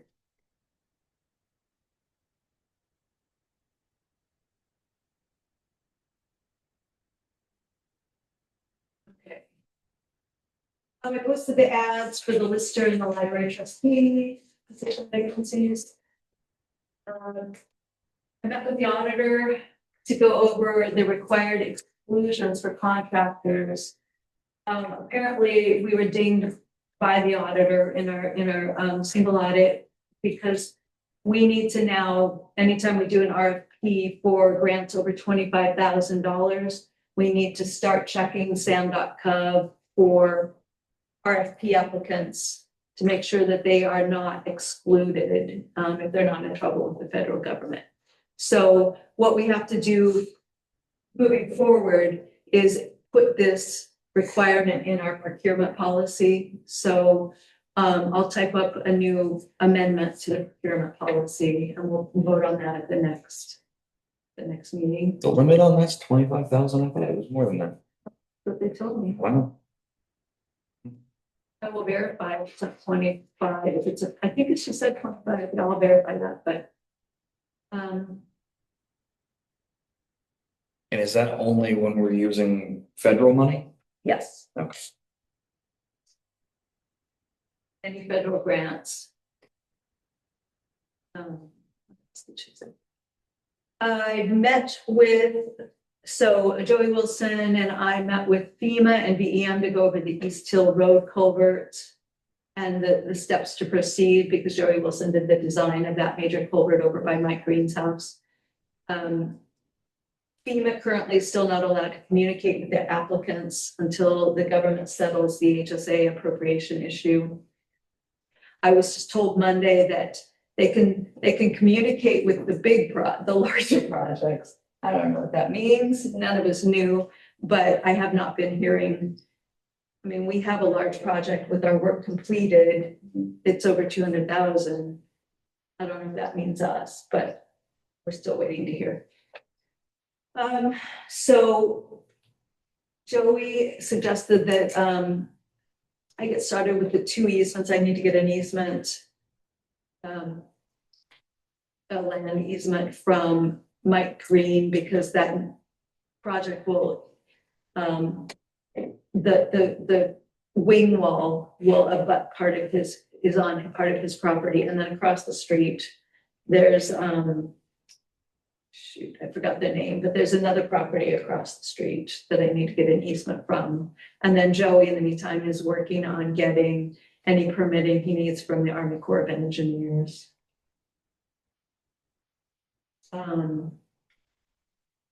FEMA's not yet approved the change in scope because we're still waiting to hear, but they just suggested that we move forward in getting these projects so it could start. Of course, and then you do them and then they give you more money and then they ding you for it. Just be careful. Well, we're not starting anything, we're getting into place, so. Yeah. Lisa's really pushing us to say, let's be shovel ready when they. Shovel ready is good enough. Yeah.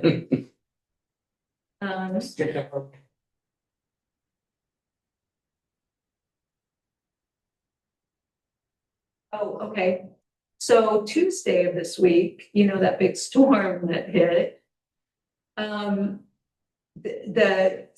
There was a line of pool that went down and a lot of trees out on North Wolcott Road. So the sheriff was diverting traffic from North Wolcott Road up Sand Hill and around West Hill.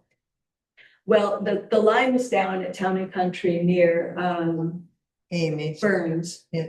Oh, yeah, Burns, yeah. What's his name? Tuck or Yeah. Truck or Tack? Tunk. It's not his real name. I don't know what his real name is, but Tunk will. Okay. T-U-N-K. Yeah, that's the brand. Oh, I think it is Randy Burchett. Yeah. Anyway, it was over there. So Brandon was over there serving the fire department. And he was trying to direct traffic. And the Consolidated was there trying to put, or Hardwick Electric was there trying to put up a new pole. And there was an impatient driver, this woman parked there. And she was so upset, she was yelling at Brendan. He had visual contact with her. And she just up and drove around the truck that was parked there, almost ran over Brendan's foot and clipped him in the arm.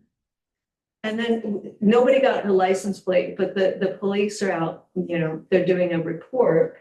But anyway, he had to go to emergency just to make sure it's fine and it's just bruising. So that was filed under, he missed work for us, but it was filed under the fire department for workers' comp.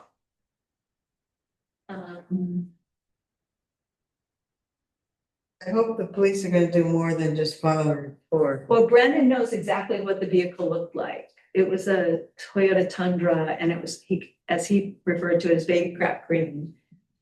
And he has a photo of it. He has a photo of it. So hopefully they're talking to other people because that's pretty serious and I will pursue it. Hopefully it was currently registered, which would make it easier if they do find it and it's not one of those ones not. Temporary plate, so he didn't know if it was from New Hampshire or Vermont. He's like, because it had a paper plate. It's a brand new vehicle. And she kept mentioning Craftsbury. She had to either go that she lived there or she was working there. She kept mentioning Craftsbury. And he said she was an immediate, middle-aged woman, but anyway, that was interesting.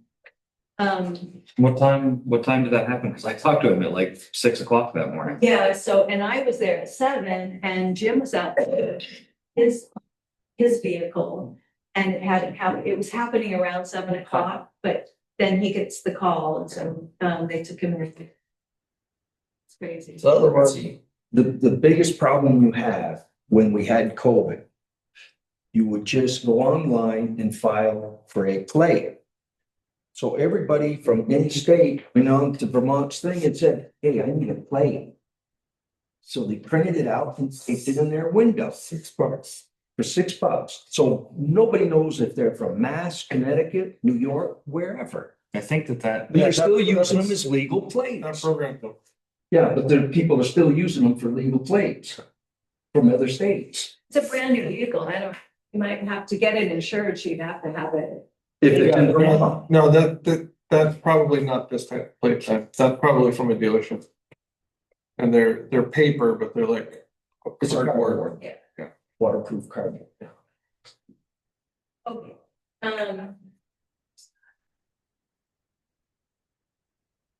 The only other thing I have to add is for the highway department, Dylan asked me to develop a weekly maintenance form to keep in equipment maintenance in each vehicle. And it's just a checklist of like everything that they did for the vehicle, just in case there's an accident or something, that we have a record that we've maintained our vehicles to a certain.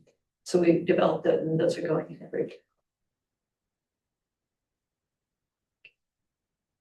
You work 100 hours. Say, is that all? I was here all day, like 7 hours here Saturday, I'm just like, I think.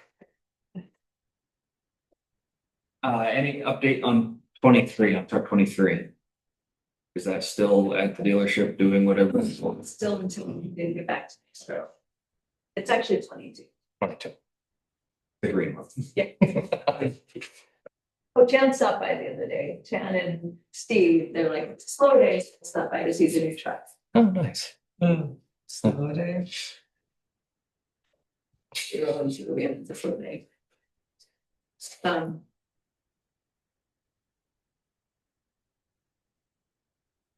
done, so. So I have a grant name. Sign, What is that? a grant name. Oh, yeah, that's for the next year's. So you're asking us to approve applying for grant aid? Well, that's already given to us. The grant aid is given to us every year and we haven't even set the 26, but now they're setting the number for 27 for next summer. So you just have to sign that so that they automatically, I think they're giving us what, 20? They're giving us 20 this year. Doesn't say. Give me another second number, yeah. So I just sign it? Yeah. Okay. So we'll move on to the capital reserve fund policy. Approval. That we discussed last meeting with a few changes.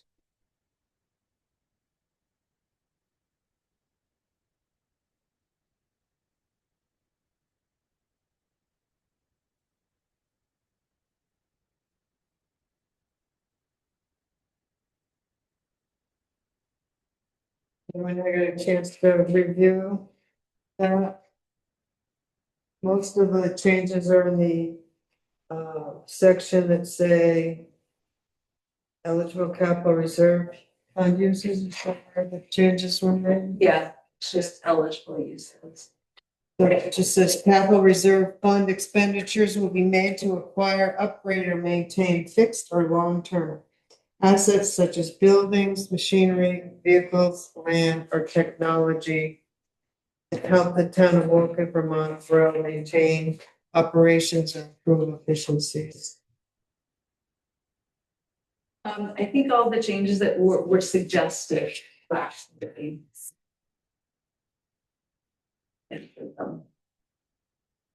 So we are ready to approve this policy? An motion? I'll make a motion to approve the capital reserve fund policy. Second that. All those in favor? Aye. Opposed? So carried. I kind of wanted to I want to finalize the mowing contract so I can put it out for RFP. I gave one copy to Michael just to kind of find, to take a peek at it.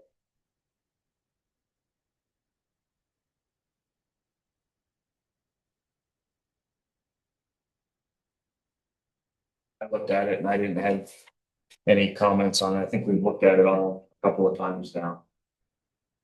We were just going to, you were just gonna clean up a few things, and you got the answers to those.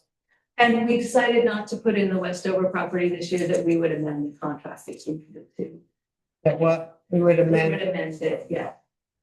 Michael said he was gonna do the, Whatever can be done, once we figure out what's gonna happen with the garden, right, Kurt and I'll talk about that. And then if there is anything that can be mowed around CCS, I'll take care of that. right. We'll just have to add that next year. Michael did suggest, and I put it in there, that we do regular mowing around the rest of the area instead of just brush hogging. Just kind of keep that area by where those pots are, and over by the gazebo, kind of a little bit of open up that trail a little bit regularly. Yeah, so they can see that there's something here. Yeah, and it doesn't look so crappy with all the high weeds. Well, and all the work that's gone into the depot and everything, I mean, right over creeks and all these things.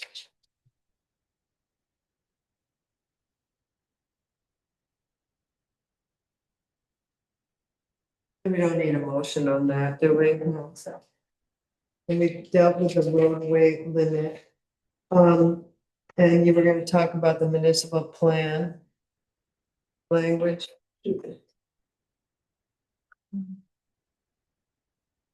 It's as follows. Vote required to approve municipal plan 2026 to 2034. I think what the town of Wolcott is requesting that LCPC to review the adopted municipal plan for regional approval to confirm the municipal planning issue a certificate of energy compliance for the enhanced energy project. I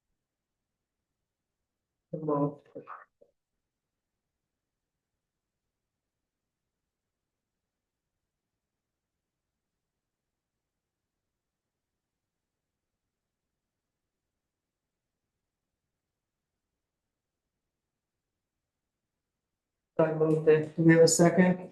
I'll second. Any further discussion? All those in favor? Aye. Opposed? So carried.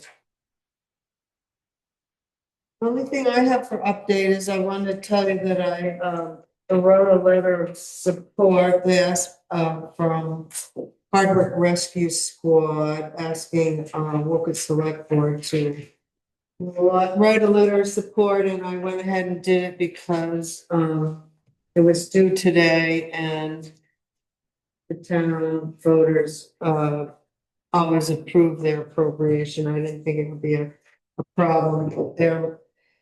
They are writing a grant to Representative Becca Balance for, I guess Hardwick's gonna build a new essential service complex with their fire station, and they're gonna be part of it. They've kind of run out of space. It'll be over there on the Creamery Road. I think it's in the back of the townhouse there. So I went ahead and did that on our behalf. I'm sorry, it was a grant for what kind of structure? Well, it's one of those congressional district spending grants, Representative Becca Ballant. It's for developing a new essential services complex. The town of Hardwick's building.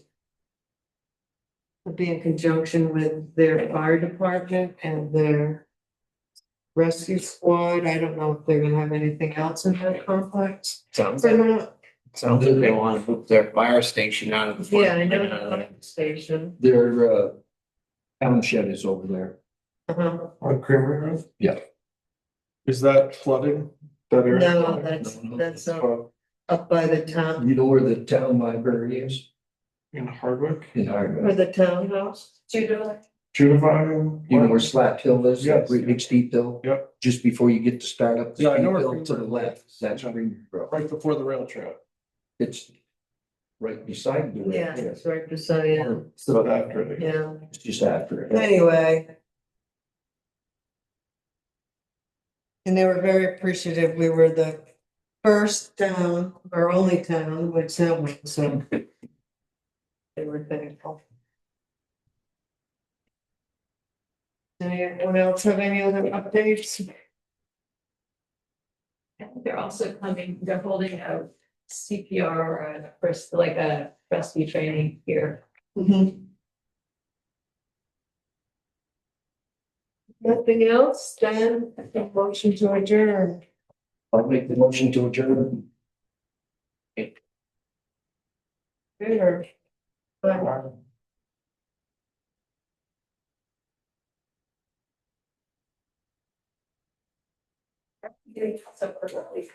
Early? No. It just feels early because it's not budget season. It's, we're on daylight savings. Exactly. It is. There was no daylight when I left the house this morning. There's no daylight now. I don't know what we're saying. You know, this is the thing that used to get me. Fix that work I there. go to work, it'd be daylight. Uh-huh. You switch to daylight savings.